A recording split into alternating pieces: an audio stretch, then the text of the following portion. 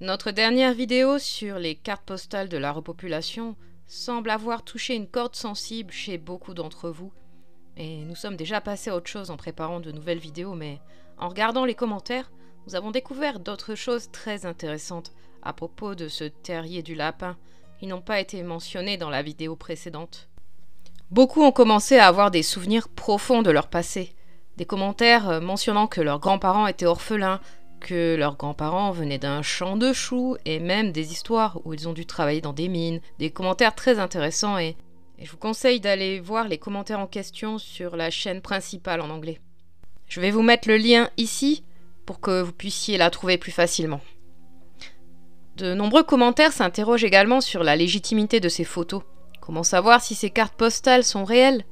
Comme indiqué dans la première vidéo, il existe un livre sur ce sujet, Babylon Surreal Babies, et en plus nous verrons dans cette vidéo une preuve supplémentaire que c'est bien ce qu'ils annonçaient au début des années 1890.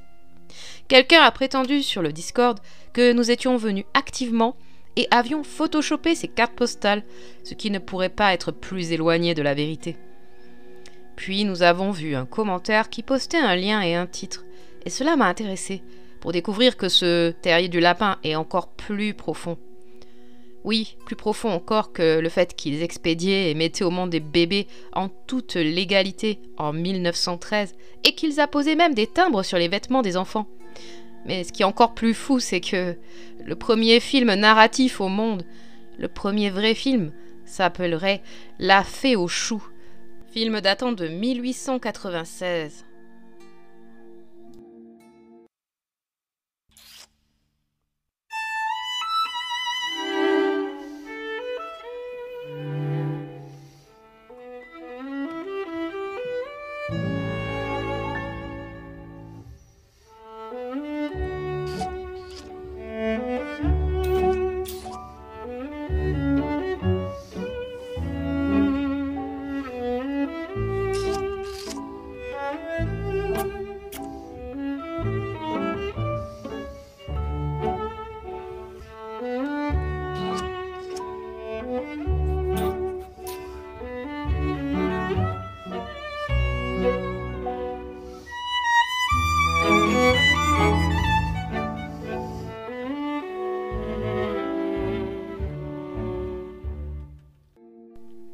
Alors, il s'agit de la version des années 1900. Ce film a suscité une certaine controverse en dehors du sujet du repeuplement à partir des choux, parce que la réalisatrice était une femme nommée Alice Guy, plus tard appelée Alice Guy Blaché, qui curieusement est exactement la même femme que celle des cartes postales. Le film La Fée aux choux de 1896 est un film perdu réalisé par Alice Guy, et il est supposé avoir été recréé plusieurs fois. C'est ce qui se passe avec de nombreux films perdus, et c'est un sujet à part entière. Il se passe peut-être quelque chose d'autre avec ces premiers films dont on ne nous parle pas. De nombreux films muets ont été perdus. Selon la librairie du Congrès, on estime à 75% la perte de films muets. Ça représente à peu près 11 000 films muets américains. Mais seulement 2700 existent encore sous leur forme complète. Avez-vous déjà entendu parler de Alice Guy? Non, j'ai jamais entendu parler d'elle. Non, j'ai jamais entendu parler. Je pense que les gens s'imaginent qu'elle a été inventée. 1895. Les Lumières présentent la première démonstration publique de leur invention, le cinématographe, la première méthode fiable pour projeter des images animées.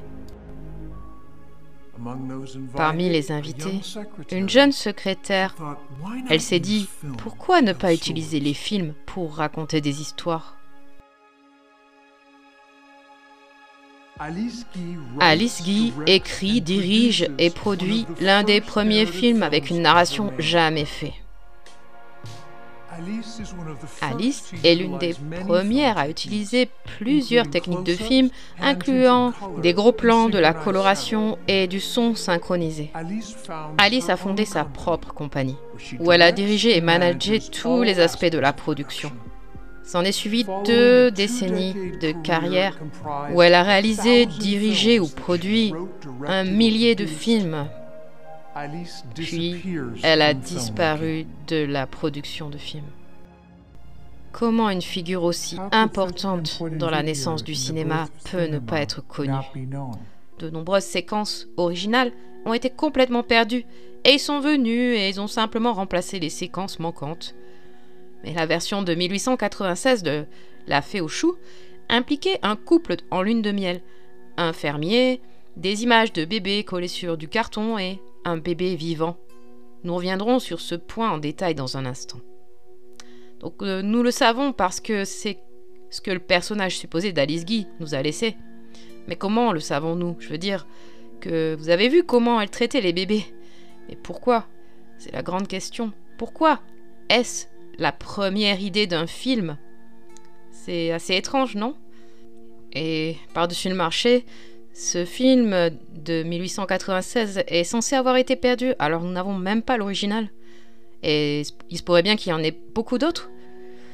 Alors a priori, c'est le premier film qui a été jamais réalisé en 1896, puis Alice a refait 2 autres versions en 1900 et en 1902.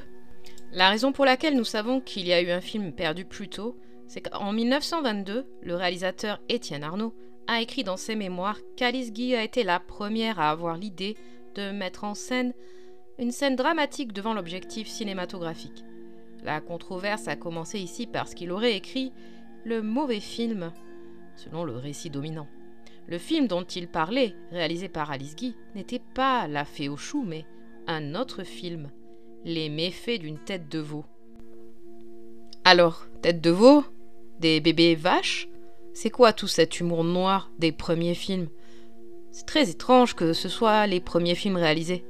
Ce film parle d'une tête de veau qui s'échappe de l'assiette d'un boucher et d'une manière ou d'une autre, la tête se combine avec le boucher pour produire un hybride humain. Si vous cherchez, vous verrez qu'il a été réalisé par un autre réalisateur appelé Ferdinand Zecca. Cela va plus loin, car ces premiers films ont été créés par la plus ancienne société cinématographique française au monde, la Gaumont Film Company, ou la Société des établissements.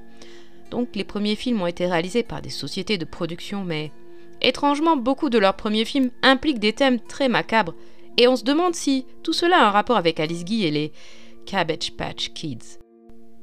Alors je dirais que oui, car pourquoi les premiers films feraient-ils la promotion de la vente de bébés?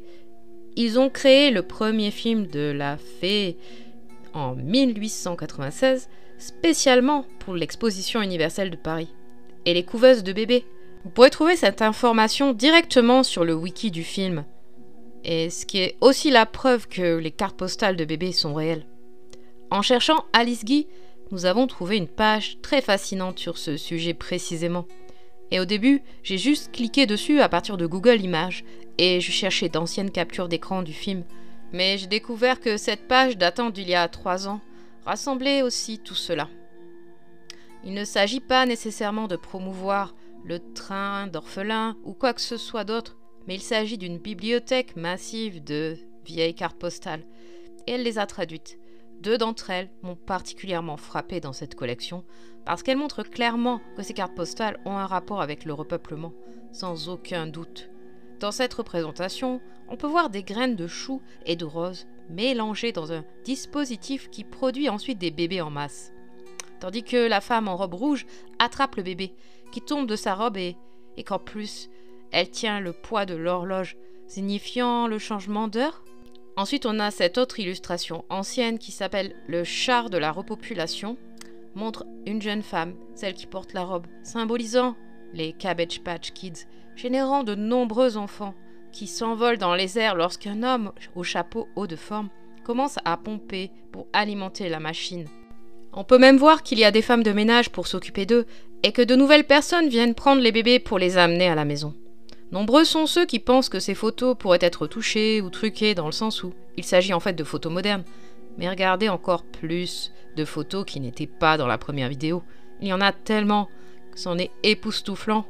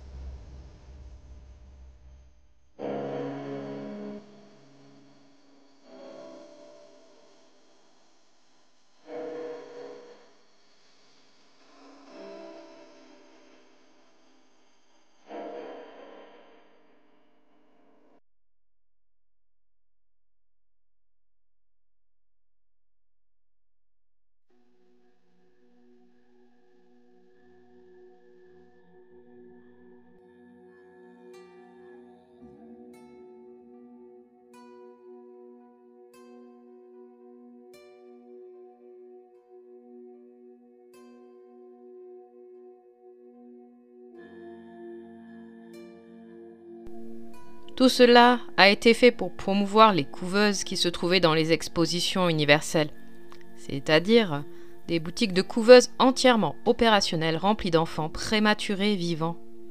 Pourquoi prématurés? Et pourquoi créait-il des affiches de type Art Nouveau?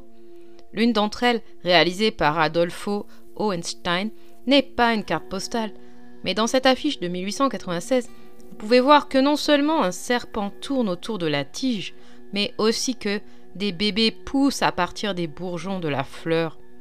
On ne peut pas le nier, ces références aux choux, ces représentations de bébés en croissance que l'on trouve sur ces vieilles cartes postales, oui, ce sont de vraies cartes postales. Les affiches, et maintenant, le premier film, tout cela représente des bébés vendus dans des couveuses à l'exposition universelle. Et nous n'allons pas poser de questions. N'est-il pas intéressant que le premier film, le premier vrai film, qui n'était pas un court-métrage, a été réalisé à cette époque, en 1896, et que nous ayons peut-être affaire à d'étranges vestiges de l'art et du cinéma qui faisaient partie d'une phase de transition après la réinitialisation. Pensez-y. Et si ces captations des Cabbage Patch Fairy, c'était tout ce qui avait été légué aux orphelins? Personne ne sait rien d'autre que ce qu'ils nous disent sur le film original. Et pourquoi toutes ces histoires de remake de films? Moi, je pense qu'il y a beaucoup plus que ce qu'on nous dit. Est-ce qu'il ne pourrait pas y avoir eu des séquences dans le premier film que quelqu'un ne voulait pas que nous voyions? Ou ont-ils fait une erreur et décidé qu'ils étaient trop flagrants dans leur symbolisme? Et si c'était ce que faisaient ces premiers studios de cinéma, se préparant à repeupler le monde avec des divertissements et des distractions, ce qui expliquerait pourquoi beaucoup de ces vieux films sont si bizarres et effrayants. Et si ces films étaient une sorte de troll de la part de groupes d'élite qui avaient non seulement pris le contrôle de villes récemment rénovées, mais qui avaient également réorganisé des technologies existantes telles que la caméra. Tout comme la datation des événements historiques et des photographies peut être incorrecte, il en va de même pour ces premiers films. Non seulement il existe de nombreux désaccords et controverses sur l'origine et les créateurs de ces films perdus, mais beaucoup ne sont même pas certains de savoir qui a réalisé quel film et à quelle date il a été créé. Est-il donc impossible d'envisager que certains de ces films ne proviennent pas d'une civilisation plus ancienne, mais d'une sorte de phase de transition au cours de laquelle des sociétés secrètes se sont installées dans des villes prises d'assaut et ont mis en place un programme de repeuplement et ont décidé de réaliser ces films pour laisser les nouveaux habitants fraîchement cueillis dans les champs. On dirait qu'ils jouaient avec la technologie de l'époque comme s'il s'agissait d'une blague. Est-ce vraiment la véritable origine des films? Maintenant, il y a plus de détails sur le film original. Tout d'abord, il y a encore plus de confusion parce qu'en 1935, Léon Gaumont, le gars qui a littéralement créé le studio qui a embauché Alice et l'auteur-réalisateur Ferdinand, qui a fait le film de la tête de bébé vache, eh bien, il a corrigé l'affaire en 1935. Il a affirmé qu'il avait lui-même réalisé le premier film qui essayait de raconter une histoire au public, devant une toile peinte qui représentait naïvement la rue de Belleville. Sa vedette féminine était Alice Guy, et deux mécaniciens du studio étaient les premiers acteurs à l'écran. Il a également dit que son premier film s'intitulait Les méfaits d'une tête de veau. Voilà, le créateur du studio français, créé en 1895, a déclaré qu'il était le réalisateur original du premier film, et que l'actrice féminine était en fait Alice Guy, et que ce premier film n'était pas La Fée aux choux, mais Les méfaits d'une tête de veau. Je pense que c'est la controverse. Ils ne veulent pas que l'on sache que le premier film était un film sombre et bizarre, impliquant un boucher qui coupe la tête d'un bébé veau et le sert comme plat. J'ai cherché le film partout, mais il ne semble pas être en ligne. Curieusement, en faisant des recherches, nous avons découvert qu'il existe un livre pour enfants intitulé The Misadventures of a Calf's Head, les méfaits d'une tête de veau en français donc. Du coup, c'est peut-être rien, mais c'est quand même étrange parce que c'est ce qui est apparu lorsque nous avons cherché le film traduit en anglais. Pour une raison ou une autre, ce film a été retiré de l'actualité, si bien que le premier film est devenu La Fée aux choux, et qu'au cours du siècle, il y a eu suffisamment de preuves pour confirmer qu'il y a bien 3 versions du film, selon Wikipédia. Cependant, une grande partie de ces nouvelles informations provient d'un livre paru en 1976 intitulé « Autobiographie d'un pionnier du cinéma », dont les multiples auteurs discutent de toutes ces informations sur la manière dont un rapport a été établi par Léon Gaumont en 1907, puis corrigé en 1945, mais il semble qu'il s'agisse simplement d'informations publiées en 1976 et utilisées pour modifier l'histoire de ce sujet. Car comme nous l'avons mentionné, Gaumont a clairement indiqué 10 ans plus tôt quel était le premier film et qu'Alice Guy en était l'actrice. Il y a donc beaucoup de va-et-vient dans l'histoire de ces films perdus, beaucoup d'opinions différentes, mais après 80 ans, nous oublions tout cela et nous nous contentons de la nouvelle explication dominante. Et si Alice Guy, qui dans la version de 1902 a spécifiquement une sage-femme, pas une fée, était utilisée pour aider le couple en lune de miel avec leur enfant, alors ils auraient changé le titre en passant de la fée aux choux à sage-femme de première classe, ce qui est étrange. Alors les sages-femmes sont impliquées dans tout cela, des aides pour avoir des bébés, et est-ce la fée, la femme des cartes postales? Il y a plus de détails dans la version de 1896. Elle commence avec un couple de jeunes mariés se promenant dans les champs pendant leur lune de miel. Ils tombent sur un champ de choux où un fermier travaille. Donc ce premier film était beaucoup plus avancé car ils avaient plusieurs scènes. Le jeune homme demande à sa femme si elle aimerait avoir un bébé. Ils parcourent le champ et trouvent un bébé en carton qui les déçoit tous les deux. Puis ils entendent un roucoulement derrière un chou plus éloigné. Elle découvre un magnifique bébé vivant. Ils dédommagent alors le fermier et partent tout excités. Le fermier se contente de hausser les épaules et de retourner au champ. La confusion est d'autant plus grande que dans ce film original, il n'y avait pas de fée. Mais on l'a quand même appelée la version de 1896 de la fée aux choux. Alors, pourquoi a-t-il été perdu? Pourquoi faire un tel film en 1896 alors que l'on découvre le cinéma pour la première fois? Cela ressemble plus à une sorte de jeu sur les connaissances occultes, comme c'est le cas pour beaucoup de ses premiers films. Tout ce que nous avons, ce sont ses mémoires qui, je le soupçonne, ont été éditées. Mais dans ces mémoires, elle dit spécifiquement que son premier film s'appelait La Fée aux choux, ce qui n'a rien à voir. Il prétexte que parce que le bébé criait, la mère s'est jetée à l'eau et que c'est la raison pour laquelle il n'y a pas de fée dans le film original. Bon, évidemment, ça c'est ce qu'ils nous disent. Ce film a été réalisé en raison de la légende française, selon laquelle les garçons viennent des choux et les filles des roses. Mais d'où vient cette légende? Et pourquoi a-t-elle été utilisée pour promouvoir des couveuses au symbolisme occulte? Pourquoi ce premier film traite-t-il de bébés hurlant dans un champ de choux et d'une femme qui les ramasse et les dépose sur le sol avec peu de soin? Parmi les autres contradictions de ces vieux films, Alice Guy déclare dans ses mémoires que sur la photo de la fée aux choux se trouvent mes amies Germaine et Yvonne et moi-même, et que cette Yvonne est l'actrice de la fée, alors que la photo à laquelle elle fait référence ne provient même pas de ce film, mais du film Sage-femme de 1902, ce qui m'amène à penser que ce n'est pas une coïncidence s'il y a autant d'erreurs. Quelqu'un est venu et a commencé à ajouter des informations qui ne correspondaient pas à ce qui était prévu. Ces descriptions indiquent également qu'une femme court ou saute dans le champ de vision, alors que ni la version de 1900 ni celle de 1902 ne montrent cette mariée courant dans un champ de choux, ce qui suggère que la version de 1896 a été tournée sur un film de plus grand format, tel que le 58 mm, qui permettait d'obtenir un écran large. Cela confirmerait qu'il s'agit en fait d'un film beaucoup plus long à l'origine et que ce qu'il nous reste, ce sont peut-être des fragments. C'est un peu comme Metropolis, qui pourrait être sa propre vidéo, mais la même chose s'est produite avec ce film. Ils avaient une version plus ancienne, puis ils sont venus et ont édité certaines parties. Vous le remarquerez si vous le regardez à nouveau. Mais encore une fois, un étrange symbolisme occulte et aussi des visuels très avancés.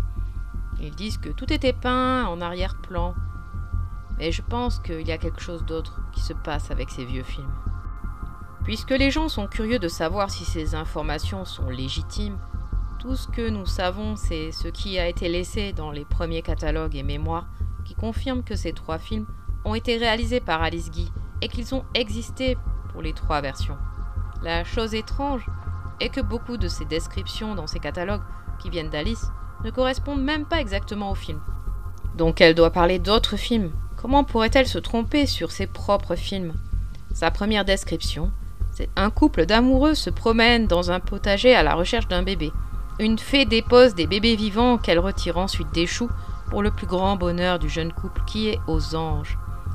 Ce premier catalogue a été perdu, mais il en existe un de 1901, et cette description d'Alice Guy décrit avec précision la version de 1900 et indique qu'elle a connu un énorme succès. En 1902, Sage-Femme est également sortie et figure dans le catalogue Gaumont de septembre 1903. Ils disent que ce premier film a été un énorme succès, mais comment ? Il ne durait qu'1 minute, et il était très effrayant, avec des bébés qui criaient et qui pleuraient. Comment cela a-t-il pu être un énorme succès ? Et 1 an plus tard, ils ont refait le même film, mais cette fois-ci avec des poupées. C'est toujours très effrayant. Regardez.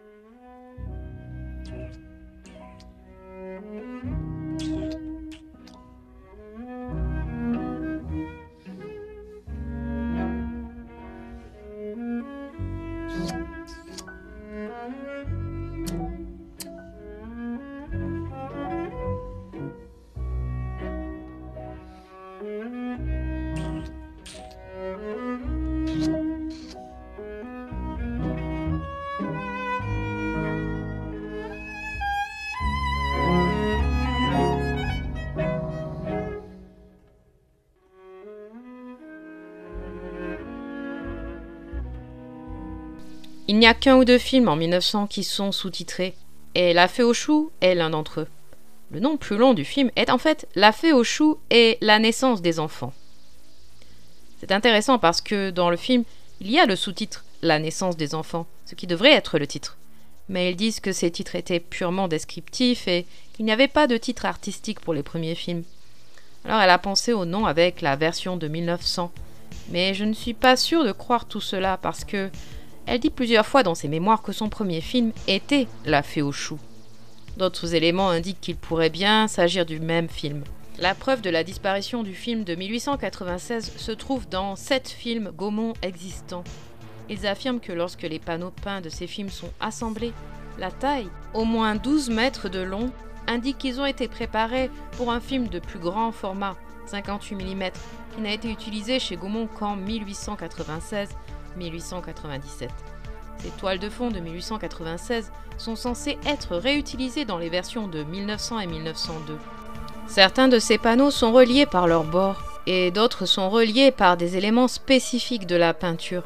Et il y a même un témoin qui affirme que l'une des toiles de fond peintes du film de 1896 a été utilisée dans le film sombre Les méfaits d'une tête de veau.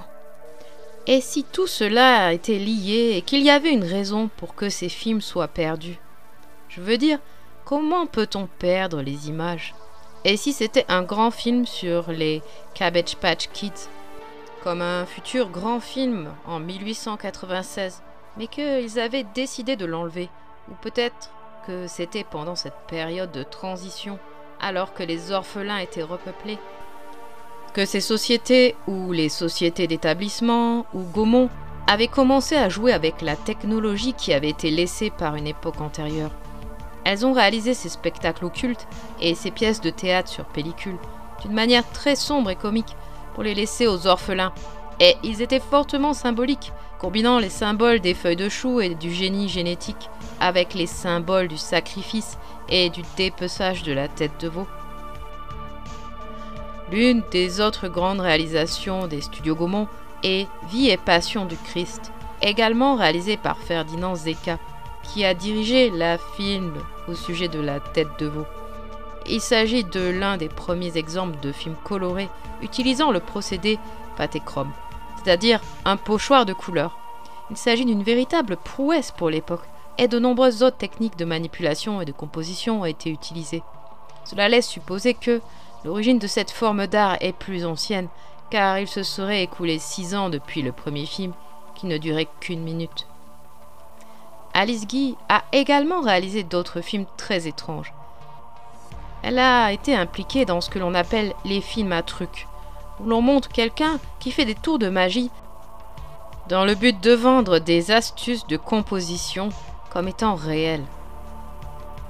Il y en a aussi un sur le magnétisme animal, où un hypnotiseur met une femme en transe et la déshabille, ce qui montre qu'il connaissait de nombreux sujets occultes. Ce qui est étrange, c'est que de 1896 à 1920, elle a réalisé plus de 450 films. Son nom a été changé en Alice Blaché. Et bien sûr, beaucoup de ses vidéos sont plus courtes, mais je ne vois pas quelle est la preuve qu'elle a réalisé tous ces films. Parce que ils nous ont laissé un titre dans le film, ou une description. C'est tout. Elle a perdu plus d'une centaine de films, n'est-ce pas suspect? Ou y a-t-il autre chose? Un autre stratagème d'une industrie massive qui tente de présenter une nouvelle technologie et une nouvelle forme d'art comme ayant été créée par une seule personne ou un seul inventeur. Et dans ce cas, c'est Alice. Ou était-elle simplement le visage de la Gaumont Film Company? Elle était également la réalisatrice d'un film sur le féminisme qui montrait un monde où les rôles des hommes et des femmes étaient inversés. Si bien que nous n'allons pas nous demander pourquoi il y a tant de controverses autour de ces premiers films perdus et quel était l'objectif de la promotion de la vente de bébés comme idée de premier film. Dans la dernière vidéo, nous n'avons pas mentionné un personnage similaire. Il s'agit de R.L. Stine, qui est probablement un autre personnage qui n'est qu'un visage pour une plus grande société, mais qui faisait la promotion dans les années 80 de Garbage Pail Kids, une série de cartes à collectionner autocollantes accompagnant les chewing-gums. Mais certaines de ces illustrations sont vraiment horribles et ont été utilisées pour créer des histoires pour R.L. Stine. Des enfants mal formés, des enfants qui mangent de la malbouffe dégoûtante. On ne peut pas dire qu'elles soient vraiment marrantes, mais plutôt perturbantes. Nous avons ces illustrations colorées d'enfants à l'apparence de Cabbage Patch qui sont placés dans des scénarios étranges et extrêmes, qu'ils soient mal formés, obèses, souffrant de terribles éruptions cutanées, torturés par des adultes sans visage, et même écrasés dans le pneu d'une voiture. Certains enfants sont représentés à différents stades de négligence et d'autres sont montrés avec du sang et des organes exposés. Il semble étrange qu'ils fassent la promotion d'un contenu aussi horrible auprès de mineurs. Mais pourquoi? Surtout s'il s'agit d'une référence aux Cabbage Patch Kids. Est-ce parce qu'il y a dans l'horreur quelque chose qui renvoie à une sombre vérité? Est-ce ce qui rend ces histoires si intéressantes? La légende des enfants qui naissent dans les choux? Qu'en pensez-vous? S'agit-il simplement de photos de bébés sur des cartes postales? Ou bien y a-t-il quelque chose de plus profond dans tout cela, qui fait allusion à un passé sombre et refoulé? Que se passe-t-il avec ces films perdus? Et y a-t-il une raison pour qu'ils promeuvent les Cabbage Patch Babies comme le premier vrai film? Tout ce que nous pouvons espérer, c'est que nos esprits soient enfin dévoilés. Lâchez tout ce que vous pensez être vrai. Détendez votre esprit et posez-vous la question. Est-ce que je comprends vraiment ce qu'est cette réalité ?